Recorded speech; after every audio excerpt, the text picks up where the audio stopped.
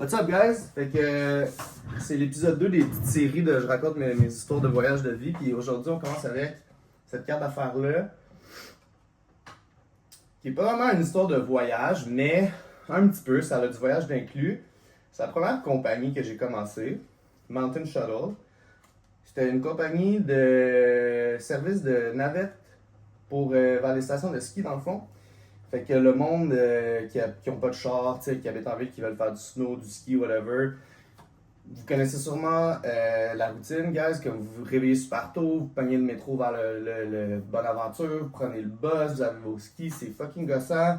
Puis c'est samedi, sur vendredi, tu viens de go out avec tes amis, t'es peut-être pas hungover, mais t'es fatigué, peut-être t'as party un peu, ou t'as veillé, je sais pas. C'est tout genre, puis là en plus, t'es full fatigué, puis tu t'en vas dépenser plein d'argent pour aller faire du ski, comme yo, pourri, man, comme plan. So, je me suis dit, je vais commencer un service de navette. Ça a super bien marché, puis je vous amène au tout début, ok, quand que j'ai eu l'idée, puis ça arrive au tree planting, ma première saison de reboisement, ok. Moi, j'ai toujours voulu être entrepreneur dans la vie depuis que j'étais tout jeune, là. Ma première idée de business, c'était, je faisais du skate, j'avais 18 ans. Puis je voulais mettre genre des bouts de plastique sur le truck, là, le bout de métal ou que les roues pour pouvoir comme grinder sur toutes les plateformes, tu sais. Pour pas que ça soit. Tu sais, quand tu fais un grind en skate, il faut que ça soit une rampe de métal, mettons, là, ou une ledge avec un truc de métal, mais avec ça, tu clips les trucs de plastique, puis tu peux slide n'importe où, man, tu peux grind tout. Fait que ça, c'était mon idée, mais tu sais, j'étais jeune, puis je veux dire, c'est quand même un niche market, là, c'est une petite idée. Anyway, première saison de tree planting, rookie season. Mon ami me prête un livre, ok? $100 Startup. Fait que le startup à 100$. Fait que je lis le livre, c'est un petit livre, ok? Je l'ai plus aujourd'hui. Puis dans ce livre-là, ça m'a fait comme connecter les dots de comment partir ta propre petite business. C'était de régler un problème. Puis c'était de régler un problème que tu as déjà eu et que tu as réglé. Fait que là, moi, rookie season, je vais avoir 23 ans. C'est quoi mes problèmes? J'en ai pas vraiment eu beaucoup, tu sais. Mais un problème que j'avais, c'est que je faisais du snow depuis l'âge de 9 ans. Fait que j'adorais le snow, ok? Mais mes parents habitent en ville, on habite à Montréal, les stations de ski, Tremblant, Bromont, whatever. Ils veulent pas toujours me reconduire le week-end. Eux font pas de ski, so ils doivent pouvoir arrêter au chalet. Ils vont pas s'acheter une passe. Ils font pas vraiment de ski, right? Ils sont capables, mais ils trippent pas, mettons.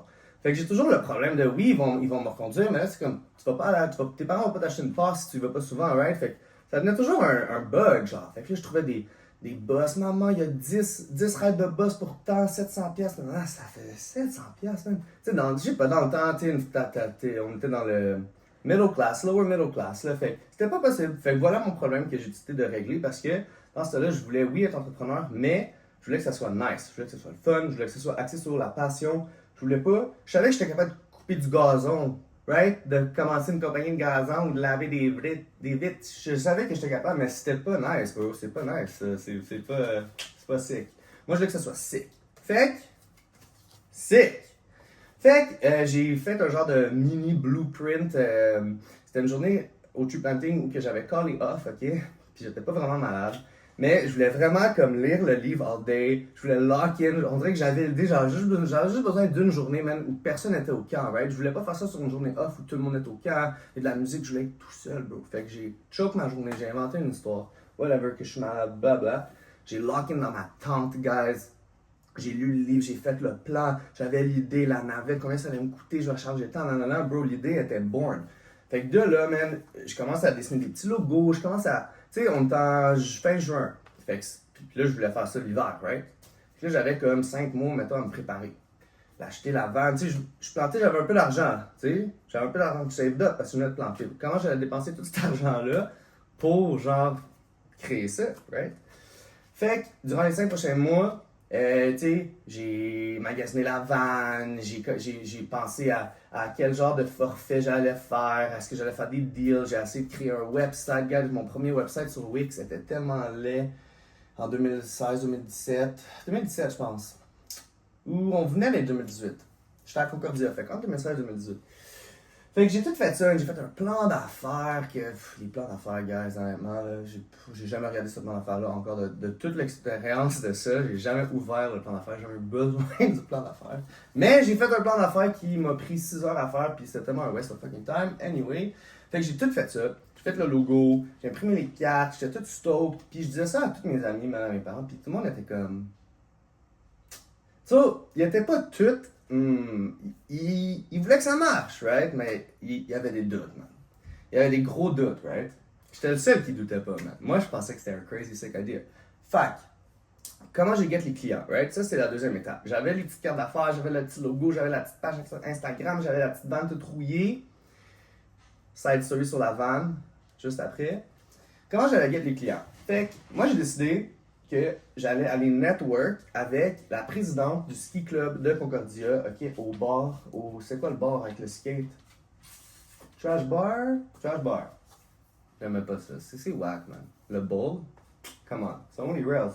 Fait que je vais au trash bar pour network avec la présidente, je pitch mon idée, elle est drunk, elle me dit qu'il y a genre un groupe où je pourrais peut-être genre trouver des clients, nanana. Elle m'explique un peu genre son knowledge de comme l'industrie, ses connaissances, right?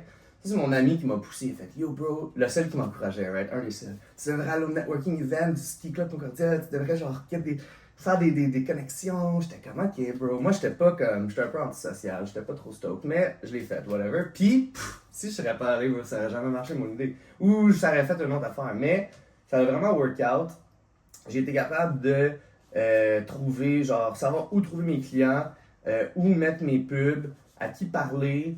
Puis même la première fin de semaine, ok, j'ai booké, je pense, 800$ de clients. Je pense que je chargeais 45 à 50$ par tête pour aller, genre, à Offord, à Bromont, à Tremblant, c'est un peu plus cher, là, tu sais, Saint-Sauveur-Bromont, Offord, Tremblant, mettons, c'était un peu plus cher. Puis même ça marchait, je faisais 2-3 navettes par fin de semaine. Des fois j'en faisais 2 le matin et le soir, genre, comme à Bromont le night skiing. Fait que je travaillais juste les fins de semaine. Dans le temps j'étais boss boy, j'étais à Concordia, j'étais à Concordia. Fait que j'étais allé quit ma job de boss boy avant même d'avoir mon premier client. J'étais tellement genre, je reviens plus jamais, je les choke. Pas de 2 semaines. Elle était comme, tu me donnes ça à 2 semaines? Je suis comme le 2 semaines que tu me donnes quand tu coupes mes heures à la dernière minute, je peux pas payer mon loyer. Fait que, yo, pas de 2 semaines, choke that shit. Puis ça a bien marché, tu sais, j'étais pas riche, mais tu sais, je faisais 500 à 900 par semaine, mais juste en travaillant la fin de semaine. Fait que c'était parfait pour un étudiant. Puis yo, moi je volais sur un nuage, là, comme j'étais rendu entrepreneur dans ma tête. J'étais pas vraiment entrepreneur, hein, c'était comme un side hustle, mais yo, moi j'étais vendu sur le fait que j'étais devenu un entrepreneur. Puis Loki, je commençais à devenir un entrepreneur. Check le ATDH, guys, j'ai tout ruiné ma seule carte d'affaires qui me reste en jouant avec. C'est sad, mais yo, c'est la réalité, bro. Elle a plus de vécu maintenant. Fait que c'est ça, première saison de Montréal, on run la Mountain Shuttle, c'était une vieille van rouillée Mazda 2003 Mazda, genre la van Mazda, je ne me rappelle plus comment elle s'appelle. Que dans le temps, j'étais en Floride, je visitais ma grand-maman, genre pour une semaine, puis il fallait que je lockdown la van, j'avais trouvé une méga deal, j'appelle mon ami il s'en va l'acheter, man, il l'essaye, j'envoie 1000$. C'était même pour moi qui l'a acheté, tu sais, genre un peu un plan comme un peu cabochon, tu sais, un plan de première business de début 20 ans. Mais la van, elle a workout, elle était laide, elle était rouillée, mais elle a jamais eu vraiment d'issues, puis elle m'a fait fucking de cash, elle a fait bien plus que 1000$ cette petite van-là. Puis, premier hiver de fête, je rentre dans ma deuxième saison de tree planting après ça, je déménage au BC, je reviens plus au Québec à partir de ma deuxième saison, et je fais la même idée à Vancouver. Ça, c'était next level. Ça, c'était 2.0. Puis là, j'achète une meilleure van qui est pas rouillée, que les sièges peuvent se mettre carrément flat à terre, ok?